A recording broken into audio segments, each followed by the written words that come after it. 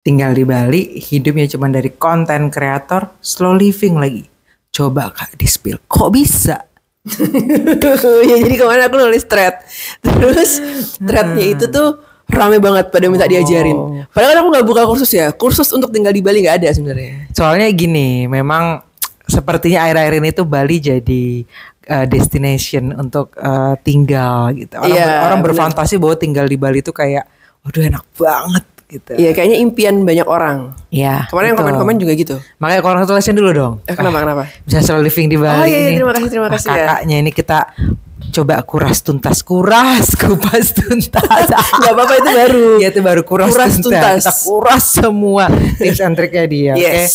Okay? Jadi aku tuh udah nyiapin beberapa pertanyaan nih untuk teman-teman yang pengen tahu gimana sih sebenarnya kita tuh bisa slow living di Bali gitu kan. Tapi pertama aku mau tanya, emang kamu asli Bali? Bukan. Oh, aku datang dari Pulau Jawa. Oh. Tapi kebetulan waktu itu emang bisnisnya bisa dibawa kemana-mana. Jadi karena aku emang suka di Bali, aku bawa lah ke sini. Oh gitu. Tapi why Bali? Why? Karena aku suka sama lingkungannya, suka sama orang-orangnya, suka sama budayanya. Jadi ya cocok aja, aku pikir ke Bali gitu. Emang sih itu Bali itu aku pun juga jatuh cinta ya. Iya sebenarnya nggak harus di Bali sih, cuman kebetulan aku di Bali. Ya kebetulan kamu emang suka sama Bali. Suka, ya. Iya betul. Terus tadi kamu ngobrolin soal bisnisnya bisa dibawa kemana-mana. Iya. Bisnis apa itu? Nah dulu tuh aku ngerjain MLM, jadi aku adalah distributor. Produknya apa tuh? Kesehatan.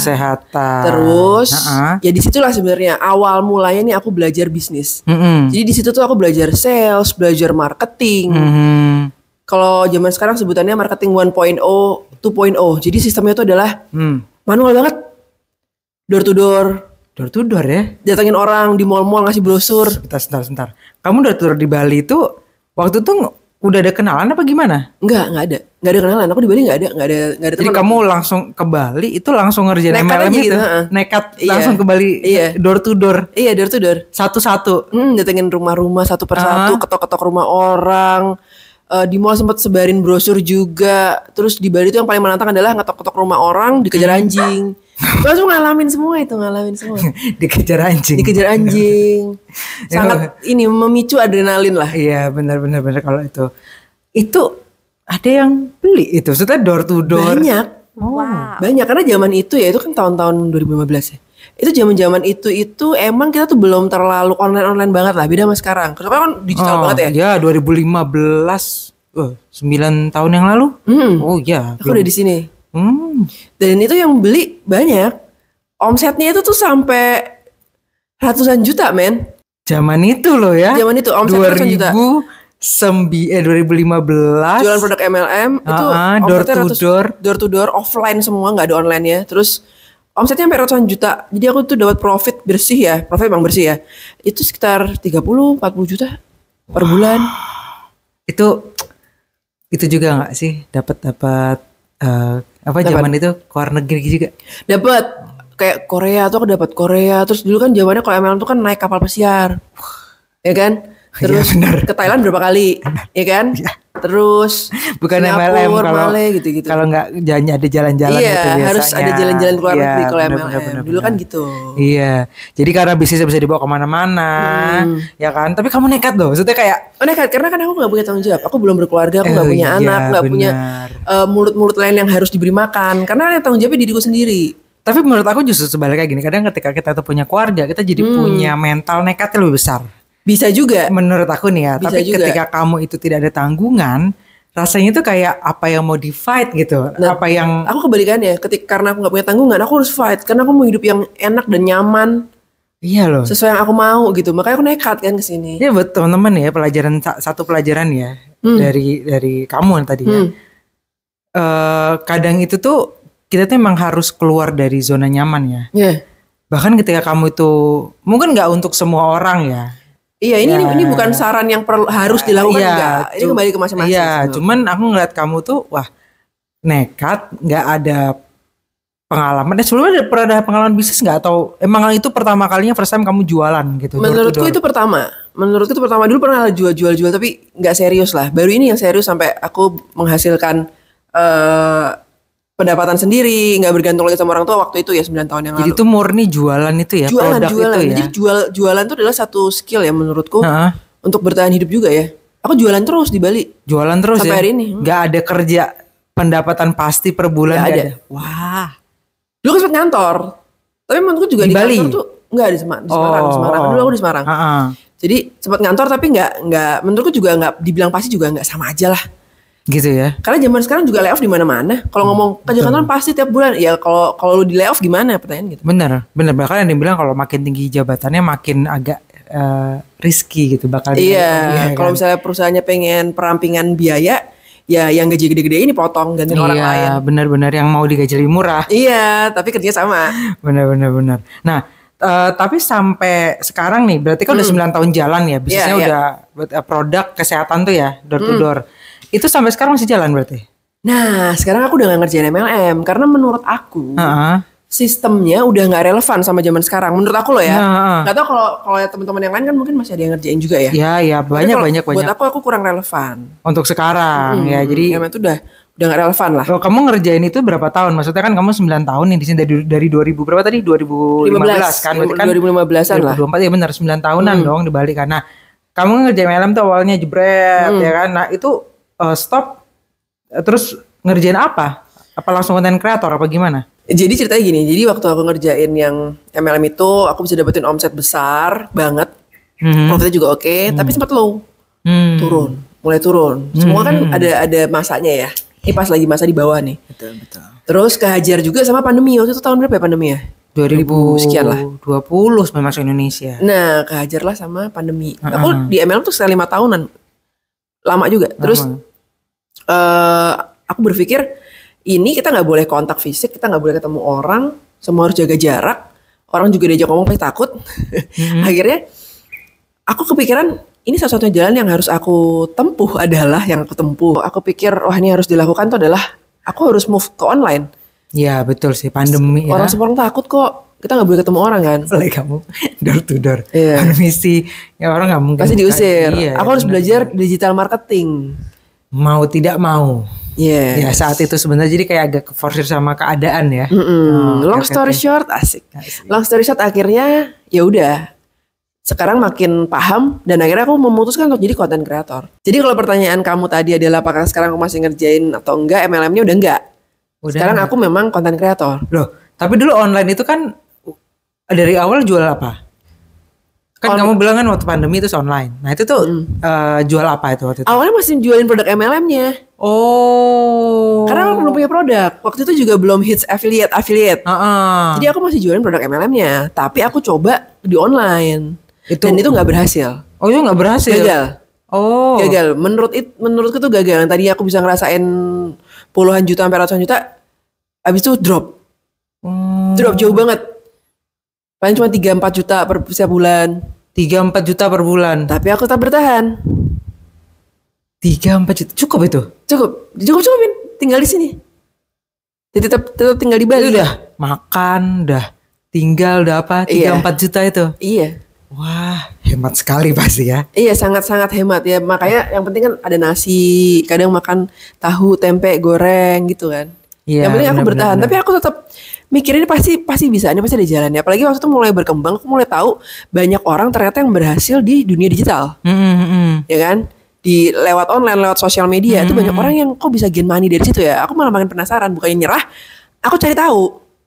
Jadi kamu memutuskan jadi full time content creator tuh kapan? Kan gagal nih. Terus kamu oke, aku mau jadi full time content creator deh. 2 tahunan inilah. 2 tahun ini ya. Jadi content creator 2 tahunan ini. Dan sekarang aku udah gak jualan produk itu. Aku punya produk digital aku sendiri. Produk digital kamu sendiri. Nah, selama 2 tahun ini tuh kok jadi dari content creator 2 tahun ini, kamu kok bisa slow living? Pada akhirnya tadi kan 3-4 juta tuh gak mungkin slow living dong. Itu kan kecek kan ya. Pasti ya 3 juta kadang ya kan. Selama 2 tahun ini kok bisa akhirnya dari content creator tuh bisa menghidupi sampai kamu bisa slow living? Iya, akhirnya berkembang men. Gak 3-4 juta sekarang. Gak cukup dong. Kalau sekarang karena udah jauh jalan dan juga aku gak bangun bisnis digital. Jadi gini, konten kreator di sini arahnya aku bukan jadi artis ya, bukan jadi influencer, artis itu enggak. Dan kontenku juga bukan konten-konten lucu-lucu. Jadi kontenku adalah konten-konten yang ngebantu aku untuk grow bisnis digital aku. Jadi sebenarnya aku tetap bangun bisnis digitalku sendiri dan dibantu dengan aku tuh jadi konten kreator. Jadi konten kreatornya bukan artis. Oh, jadi konten kreator itu menjadi konten kreator itu adalah salah satu part cara kamu untuk menggedekan awareness lah ya, membesarkan bisnis kamu. Jadi kamu mentransformasi bisnis kamu yang dulunya konvensional ke digital. Ke digital. Tapi aku memang sebelumnya udah punya base berbisnis. Gitu. Jadi udah tahu cara jualan, marketing. Cuman sekarang ini semuanya aku manfaatin teknologi digital. Makanya aku sebut bisnisku sekarang adalah bisnis digital. Oke, jadi buat teman-teman yang nggak tahu bisnis digital ya, bisnis digital itu adalah bisnis yang memanfaatkan teknologi digital di segala aspek operasional. Iya, jadi sales, marketing, transaksinya semua pakai platform pembayarannya semua digital. Oke, jadi sampai produkku digital juga. Jadi bisnis digital kamu ini produknya juga digital. Iya, dulu kan produknya fisik tuh, yang waktu MLM kan kesehatan, suplemen dan segala macam. Sekarang produkku adalah produk digital. Jadi bener-bener semuanya digital. Iya. Jadi karena adanya digitalisasi sekarang ya, karena semua udah beralih ke digital, aku tuh bisa dapetin hasil lebih cepat daripada offline. Jadi dulu waktu aku ngerjain MLM 5 tahun itu, sekarang aku baru jadi konten kreator 2 tahun, aku udah bisa dapetin omset yang sama. Iya kan, di ML 5 tahun. Sekarang kan aku di sini baru 2 tahun, tapi omsetnya udah sama. Mempercepat 3 tahun ya sudah perjalanan gitu ya. Iya. Mempercepat banget sih menurutku. Pantesan bisa slow living loh. Iya betul. Makanya bisa slow living. Iya benar. Cuman ya ingat itu nggak semata-mata terus tinggi gitu ya omsetnya. Enggak, tetap ada fluktuatif, itu pasti ada, namanya juga bisnis. Ya, itu yang perlu dipahami sama teman-teman di sini ya. Bisnis itu tidak selalu stabil seperti ini. Ya, kita terbiasa dengan ketidakpastian. Iya, karena aku udah terbiasa. Jadi nggak masalah buat aku. Iya, benar. I love it. Tertantang gitu ya. Karena kadang kalau ada bisnis itu enaknya adalah kadang kamu tuh bisa mendapatkan hasil yang sangat maksimal. Iya. Iya kan? Seru banget betul. Kita bisa bikin karya kita sendiri, itu sih yang aku suka dari bisnis. Dapat kalau aku bisa diakui lagi, kalau aku dapat pengakuan dari karya-karyaku tuh sangat menyenangkan. Freedom. Iya. Bebas waktu. Ya slow living itu kan sebenarnya bebas waktu, bebas finansial. Iya, slow living itu aku bisa dapetin slow living itu karena bisnis digitalku sekarang ini. Jadi pagi-pagi gak perlu macet-macetan. Kamu bisa ngerjain segala satunya di rumah. Semuanya otomatis. Jadi kayak misalnya aku lagi tidur pagi-pagi, aku cuman tinggal cek email, oh ada penjualan. Enak banget. Beneran teman-teman, enak banget. Kalau mau coba. Jadi tadi ngomong-ngomong soal produkku ya, produk digital itu. Itu apa tuh? Aku ngajarin itu gimana caranya kamu yang mau bisa mulai bisnis digital kayak aku. Ya, ini aku tahu. Kamu bisa slow living juga nantinya. Ya, teman-teman kalau yang mau tahu nih ya, isi dari kelas kita ya, bisa cek di deskripsi, nanti aku taruh linknya di situ.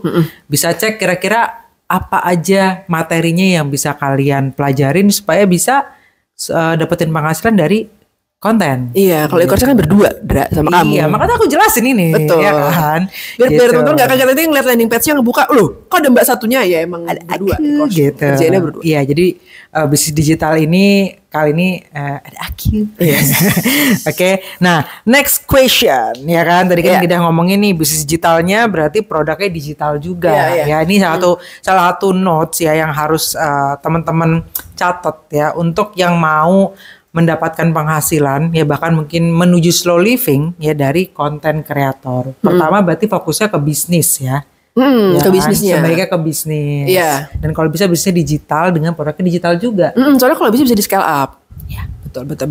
Nah, sekarang nih aku mau nanya, boleh nggak sih di spill? Ada nggak sih step-step yang bisa langsung teman-teman praktek ini untuk bisa slow living lah istilahnya, atau untuk bisa mulai bisnis digital? Nggak boleh, bayar dulu. Enggak. Ini aku spill for free. Kalau pertama dari pengalamanku adalah kalau kamu mau mulai nggak usah kebanyakan cincong, nggak usah kebanyakan syarat harus beli kamera, harus punya studio dan segala macam, enggak. Mulai aja dulu pakai HP kentang, karena dulu aku kayak gitu. Pakai HP kentang. Kalau kamu cek ke konten-konten lama di BMD ya, itu gambarnya blur-blur semua, orang pakai HP. Aduh, HP Samsung kapan itu deh waktu itu? Ini aku taruh di sini nih. Ya zaman-zaman dulu. Nama bisnis digital kita kan BMD, bisnis masa depan. Nah, bisa cek nih teman-teman di sini ya. Pertama kalinya si Sela konten nih. Iya. Itu benar-benar blur semua. Itu juga kayak kayak awal-awal tuh bahkan belum ngomong. Belum, aku nggak pede untuk monolog gitu loh, untuk ngomong di depan kamera tuh nggak pede. Jadi aku cuman gini-gini. Terus kan zaman itu kan TikTok kan emang trennya nunjuk-nunjuk terus pakai musik-musik viral gitu kan. Aku ikut-ikutan aja.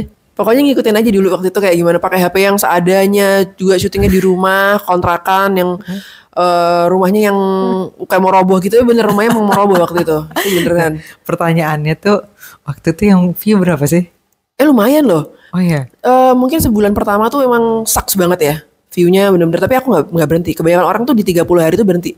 Karena udah capek kan sebulan gak ada hasilnya. Nah aku gak berhenti. Itu belum ada uang itu? Belum lah. Belum ada ya? Belum. 30 hari itu ya bener-bener konten terus gitu. Dengan gak karu-karuan, jelek banget kontennya. Tapi emang kita tuh konten harus melalui proses itu sih. Dan kita tahu yang bagus kayak apa. Betul. Jadi jangan tunggu sempurna tuh step pertama. Mulai aja dulu walaupun dari HP kentang. Nice. Yes. Terus step selanjutnya, step kedua adalah kalau kamu belum punya produk, kamu bisa mulai dari affiliate. Sekarang kan semua udah enak ya. Kalau aku zaman dulu nggak punya produk, aku bingung mau jual apa. Iya. Tapi kan kalau zaman sekarang kita misalnya nggak punya produk, kita bisa mulai dari affiliate, produk orang, jual produk orang. Iya. Dan itu hasilnya oke loh, nggak main-main tuh. Iya. Affiliate itu. Cuman tetap sih aku saran setelahnya next stepnya adalah kamu coba bikin produk digital kamu. Betul, itu lebih bisa terukur, lebih bisa kita kembangin. Marginnya lebih bisa besar. Betul, kan kalau affiliate paling maksimal 20% kalau produk fisik. Nah kalau kamu bikin produk sendiri ya semua keuntungannya masuk ke kamu. Dan namanya produk digital itu kan kamu bikinnya cukup satu kali, kamu bisa jual itu berkali-kali gitu loh. Iya, dan tidak ada HPP di produk digital. Iya, jadi keuntungannya 100% lah masuk ke kamu. Betul. Pokoknya cucomeong. Jadi kamu harus coba belajar gimana caranya bikin produk digital kamu sendiri. Ya, sambil belajar bisa affiliate. Oke, tadi 2 step ya. Betul. Oke, sekarang kita masuk ke step selanjutnya. Ada? Masih banyak nih. Ada 500 step. jadi stay tune. Step ketiga kamu tuh bisa mulai sebenarnya bikin produk digital dari hal yang kamu suka dulu atau hobi kamu lah. Misalnya kamu suka masak, bikin aja tuh buku tutorial memasak untuk beginner. Misalnya, apalagi contohnya ya, kamu suka bersih-bersih rumah, cara ngerapiin rumah dalam waktu singkat. Nah, bisa kan? Betul. Ini ngerajut. Iya. Ya kan? Kamu bisa ngajarin gimana caranya ngebuat cara merajut. Benar. Produk digital, cara ngerajut, dibikin ebook dibikin e-course. Mungkin kalau kayak gitu teknis gitu enak pakai video ya. Jadi dibikin e-course. Itu kan produk digital juga. Mana aku juga sempat temu loh. Menurut aku ini peluang yang masih jarang ya di lirik orang. Jadi ada satu akun gitu dia mendidik anaknya untuk jadi mandiri nih. Iya. Nah, jadi mandiri itu benar-benar mandiri guys. Jadi kayak mereka berdua atau anaknya 2 kan, cowok loh. Masak itu yang kayak omelet, mereka bikin smoothie, mereka kayak punya mini home mereka sendiri gitu loh. Mini dapur mereka sendiri. Dan waktu aku lihat itu tuh ini followernya gede banget gitu. Terus aku langsung pertama kali aku tanya adalah gimana nih orang cara monetize-nya gimana nih? Gimana cara monetize-nya gitu kan. Ya karena percuma teman-teman. Kalau kamu punya banyak follower tapi kamu gak bisa monetize akun kamu itu. Iya What kan? for? Capek nanti. Iya, buat apa? Kalau gak ada cuannya. Terus aku mikir ini bagus ini. Pertama pertanyaanku adalah gimana cara monetize dia. Yang kedua gimana sih cara dia mendidik anaknya. Kok bisa? Soalnya aku jarang banget orang di Indonesia ya. Aku gak tahu, tapi di lingkunganku aku gak pernah lihat anak cowok bisa masak, bisa ini. Gak harus anak cewek aja umur segitu kayak gak ada yang ngasih ibunya untuk anaknya masak dan segala macam. Karena dianggap bahaya kalau di sini. Kan. Terus aku buka akunnya, ternyata dia menjual produk gitu ya. Cara mendidik anak loh. Cara mendidik anak supaya bisa masak dan ini segala macam kayak anaknya dia gitu ya. Aku nih gak punya anak, tapi aku kayak penasaran pengen beli rasanya. Kayak kepo gimana sih? Ya, kita jadi kepo kan, padahal kita juga ada kepentingan di situ gitu. Gak ada. Itu hal yang mungkin orang gak kepikiran ya. Iya. Jadi cuan juga kan? Jadi cuan itu. Betul. Itu bisa jadi ide teman-teman juga. Macam-macam sih kalau kalian punya skill editing, bisa ngajarin gimana caranya editing, atau bisa juga produk digital juga yang ngebuka jasa editing. Nawarin ke orang jasa kalau kamu sini aku yang buatin editing, aku jadi editor kamu, freelance gitu. Benar. Kan bisa. Jasa B, jasa desain interior, desain interior rumah. Iya, itu juga bisa dibikin dari ebook, e-course dan lain-lain, webinar. Betul. Jadi step ketiga adalah mulai dari apa yang kamu suka atau skill yang kamu punya ya. Betul. Kalau menurut aku itu. Oke. Masih ada lanjutannya kan dari 500. Oh, masih kurang 497. Iya, betul. Teman-teman. Oke. Step keempat adalah kamu harus belajar bikin konten marketing. Jangan nge-ads dulu, apalagi kamu masih beginner. Kalau kamu nge-ads, resiko boncosnya itu gede. Kita pernah teman-teman. Kita pernah nyoba-nyoba iklan dan boncos karena kita nggak tahu caranya. Mendingan belajar cara bikin konten marketing yang organik dulu. Manfaatin sosial media itu kan free tuh. Ya. Buat kamu promoin. Betul. Dan di juga situ.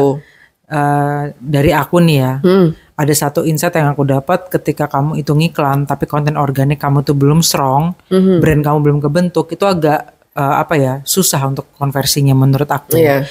Karena untuk kita tuh bisa ngiklan, kadang tuh kita butuh data winning content dari konten marketing yang organik. Iya. Kayak gitu. Jadi ketika konten marketing kita udah jadi, udah tahu nih ini yang kuat, ini yang bagus nih konten-kontennya, baru kita iklankan. Dari situ kita bisa mendapatkan keinginan audiens itu seperti apa. Iya benar. Gitu. Jadi belajar cari winning content dari konten-konten organik dulu. Iya. Nah ini berhubungan juga sama kamu jadi harus ngebangun akunnya. Itu jangan sembarangan. Bangun akunnya itu sesuai sama produk yang akan kamu jual nantinya. Jadi misalnya kayak tadi jago masak. Ya bikin akunnya jangan menjahit dong. Oh iya benar juga. Atau memancing gitu. Iya, memancing emosi misalnya. Jangan. Bikinlah akunnya berhubungan emang masak-masakan. Jadi one day ketika kamu jual produk digital kamu, ya misalnya hack cara masak untuk pemula atau western food gitu untuk pemula gitu-gitu masih nyambung. Iya betul. Audiensnya juga suka dan audiensnya udah tepat, jadi audiens bakal beli. Berarti kalau dia jahit, audiensnya berarti kan yang follow orang yang suka jahit, bukan yang suka masak. Iya, tiba-tiba kamu jualnya produk masakan ya nggak lakunya. Iya. Karena tidak sesuai sama harapan audiens yang follow kamu. Betul. Itu step kelima. Keempat. Masih step keempat teman-teman. Wah, stepnya banyak banget ini skillnya. Ini spill bongkar dapur ini kayak Mbak. Iya. Enggak. Ini kalau di dalam kelas lebih dalam lagi. Ini mah cuman surface aja. Surface tau gak deh? Apa? Permukaan. Cuman permukaan doang. Karena sebenarnya kayak konten marketing sendiri itu nggak cuma sekedar bikin konten gini ya. Template-nya ya, pakai hook, pakai isi gitu, enggak gitu. Kayak maksudnya kayak, "Hai guys, nih aku hari ini masak ini." Iya, itu semua ada strateginya. Strateginya jangka panjang, jangka pendek, per minggu, per bulan. Habis itu evaluasinya dan segala macam itu diajarnya di dalam kelas. Jadi kamu benar-benar bisa nemuin, oh ini kontenku tuh ini. Ini nih konten-konten yang bisa mendatangkan penjualan yang gede. Ini nih konten-konten yang bisa datangin engagement yang besar. Nah, itu semua ada strateginya. Dan nggak mungkin dijelasin di sini, panjang banget. Iya benar. Jadi kalau teman-teman ya yang penasaran, sekali lagi bisa cek di deskripsi, linknya udah ditaruh tuh. Iya. Cek aja di situ, materinya, fasilitasnya semuanya ada di situ. Oke. Lanjut ke 409. Step kelima. Okay. Step kelima tuh pastiin sales funnel kamu tuh user friendly. Oke. Jadi in the end kan orang misalnya udah lihat konten kamu gitu kan, udah lihat konten marketing kamu itu juga part dari sales funnel ya. Ya. Terus orang udah pengen nih, aku mau beli. Lah, check outnya di mana? Nah, terus kamu pikirin. Benar. Link di bio dan segala macam. Ya. Terus setelah itu paymentnya gimana? Pastiin itu semua mempermudah customer kamu, calon pelanggan kamu untuk check out. Ya karena kadang itu ketika terlalu ribet dan rumit orang bounce back ya. Iya keluar lagi. Males ah. Masuk landing page nih lama orang bounce back out. Iya. Males ah. Gitu. Iya benar.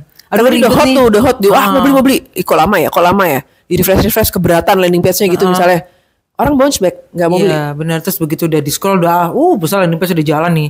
Ya pembayarannya. Biasanya orang tuh ada trust issue kalau pembayarannya transfer ke rekening pribadi. Iya benar. Jadi lebih baik pakai pihak ketiga. Makanya aku tadi bilang kan pakai platform pembayaran digital. Ya. Kan mereka lebih terpercaya ada orang tengahnya gitu loh. Benar. Apalagi kalau misalnya kita pilih orang tengahnya itu brandnya udah bagus. Iya. Contohnya kayak kamu belanja di Shopee deh. Pasti kamu ragu kan kayak misalnya Shopee langsung transfer ke penjual. Buset. Iya. Resiko banget kan? Iya benar. Makanya si Shopee nampung dulu duitnya. Iya. Jadi orang tengah. Nah, jadi menyelamatkan si pembeli dan menyelamatkan si penjual. Iya, jadi semuanya merasa aman. Iya, betul. Nah, begitu juga dengan produk kamu. Ya. Jadi harus sebaiknya pakai platform pembayaran ya. Step selanjutnya. Masih ada. Ini tuh banyak, 500. Oh iya, tenang aja. Enggak apa. Nanti kita bagi part video ini ya untuk stok setahun ini. Dipotong-potong. Soalnya banyak banget kan. Step selanjutnya adalah saranku harus terus update ilmu, investasi ilmu. Soalnya namanya dunia bisnis yang tadinya kayak tadi deh, offline ke online lagi itu udah perubahan yang sangat signifikan. Banyak hal yang harus dipelajarin lagi. Jadi tetap harus terus update ilmu. Lihat bisnis zaman sekarang tuh larinya kemana, arahnya kemana. Iya. Kalau di zaman sekarang aku masih ngerjain MLM-ku dengan cara door to door, kayaknya nggak cuma dikejar anjing ya. Dikejar yang punya rumah, dipukulin. Karena sekarang udah nggak relevan. Iya, Kita ketok-ketok rumah orang, Betul, permisi, betul. saya mau nawarin produk kesehatan, dilempar batu deh. Orang udah nggak mau zaman sekarang kayak gitu. Terus kalau kamu targetnya ke Gen Z, terus kamu ajarin mereka, kamu caranya jualan adalah ketok-ketok pintu rumah orang, ngakak lah mereka. Gak ada Iya. yang mau Gen Z ngerjain kayak gitu. Iya benar. Jadi walau apapun bisnisnya, sebenarnya Yes. bisa MLM pun tuh menurut aku masih relevan produknya. Produknya bagus loh. Aku masih pakai loh produknya yang dulu aku jual karena emang produknya sebagus itu. Yang produknya ternyata bagus loh menurut aku ya. Bagus. Cuman cara menjualnya sudah harus digitalisasi. Harus dirubah, harus ngikutin perkembangan zaman, Betul. marketingnya harus berubah, sales harus berubah. Terus ada beberapa sistem-sistem di dalamnya yang aku udah kurang cocok aja. Iya benar. Karena kan kalau kita MLM kan sebenarnya kita di situ bukan business owner, kita nggak bisa menentukan sistemnya. Jadi cuman kita di situ ya sekedar ikut jualan produknya, tapi sistemnya kita udah tergantung sama dari pemilik MLM-nya dong. Benar-benar. Nah, makanya aku kurang relevan karena aku maunya ngebangun bisnis aku sendiri. That's why aku melepaskan diri. Betul. Jadi karena kamu tuh kepinginnya punya kontrol atas bisnis kamu sendiri, sistemnya segala macam, akhirnya kamu membuatlah bisnis digital ini. Betul. Jadi ya jangan fokus ke slow livingnya dulu, jangan fokus ke pengen tinggal di Balinya, bukan. Bukan ya. Tapi stabil dulu, fondasinya dibangun dulu. Kamu punya bisnis yang stabil. Mungkin sekarang kamu masih tinggal di daerah kamu, di mana kamu sebenarnya udah nggak betah tinggal di sana. Jadi bangun dulu, mendingan. Bener sih. Jangan terlalu nekat juga. Iya. Apalagi kalau yang punya tanggungan. Ya, punya keluarga. Pikir-pikir lah, jangan jangan langsung nekat. Nggak apa, kita harus punya impian tuh betul. Kita harus punya cita-cita. Itu kan yang drive kita sebagai manusia untuk semangat tiap harinya pasti dong. Ya kan, buat apa kita cari cuan kalau nggak punya sparkle tiap hari ya. Kita punya tujuan hidup tuh jadinya ada sparkle. Iya, karena kan kayak cuan, uang itu kan alat saja untuk membantu kita mencapai tujuan. Jadi kalau kita tidak ada tujuan, ngapain kita cari uang? Caca ngapain kita cari uang? Caca ya gitu kan. Nah jadi intinya nih teman-teman, aku lo mau ngomong apa? Caca. Intinya teman-teman, kalau kamu misalnya mau ada tujuan slow living di Bali atau entah dimanapun itu, pastiin kamu bangun dulu di kota kamu sekarang. Kalau misalnya sambil kerja bisa. Iya betul. Ya kan. Misalnya kamu sekarang tinggal di rumah masihan, enak lagi tuh. Jadinya kan nggak ada biaya tempat tinggal. Betul. Kamu masih kuliah, kamu bisa start juga. Kamu sambil kerja, kamu bisa start juga. Manfaatin itu dulu ya. Yang penting pondasinya kuat dulu. Bisnis kamu jalan. Jangankan di Bali, kamu bisa ke Swiss, bisa ke Paris, terserah kamu mau slow living di mana. Orang kaya kok. Iya benar. Orang kaya bebas. Selama bisnisnya itu jalan dulu. Betul. Karena kalau konten kreator tanpa bisnis juga nggak bisa dimonetize juga. Untuk apa? Iya. Jadi bijaklah. Jangan asal tabrak. Betul. Ya kan? Itu sih kesimpulan akhirnya dari semua pembicaraan adalah bijaklah dan harus kuat mental. Iya sih, kalau mau mulai bisa harus kuat mental. Karena kan gini, dari cerita kamu tadi tuh aku ngelihat orangnya itu gigih gitu loh. Aku? Iya, nih gigih ya kan. Jadi kan banyak orang nih cuman kayak nyoba nih 1-2 kali gagal, mereka mundur, udahlah nggak cocok nih buat aku. Tapi kan kamu tadi kan 5 tahun drop, kamu coba digital marketing, nggak berhasil, kamu coba jualan lagi, ya kan drop lagi sampai akhirnya kamu menemukan jalan di konten kreator ini. Betul. Jadi aku emang orangnya gigih. Itu adalah step nomor 7. Tidak mudah menyerah. Ya. Jadi aku tuh kalau misalnya ini kenapa ya nggak workout ya? Aku tuh tidak memilih untuk cabut, untuk ninggalin. Betul. Tapi aku memilih untuk terus maju, cari caranya, ini pasti bisa. Soalnya ada orang yang berhasil, nggak mungkin aku nggak bisa. Aku mikir gitu. Benar. Dan selain kamu orangnya gigih itu, kamu tuh orangnya mau belajar.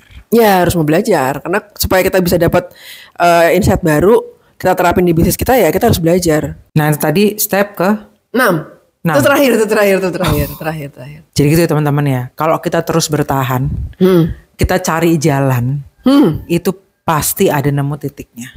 Menurut aku. Bener. Dan jangan lupa kalau kalian itu mau grow-nya lebih cepat, ya memang harus belajar. Mau investasi ilmu seperti tadi kamu bilang di step 6. Belajar sama orang-orang yang udah berhasil. Ya. Harus mau belajar. Betul. Jangan dengan orang-orang yang setara atau di bawah kamu, apalagi ngapain. Ya mendingan yang ya harus di atasnya lah ya. Belajar sama orang yang di atas kita. Oh kita pengen kayak dia, belajar sama dia. Nah oke teman-teman, ya semoga di video kali ini kamu bisa mendapatkan insight yang banyak ya. Pastiin kamu praktek supaya bisa langsung mendapatkan hasilnya. Oke, sampai jumpa di video selanjutnya. Bye-bye. Dadah.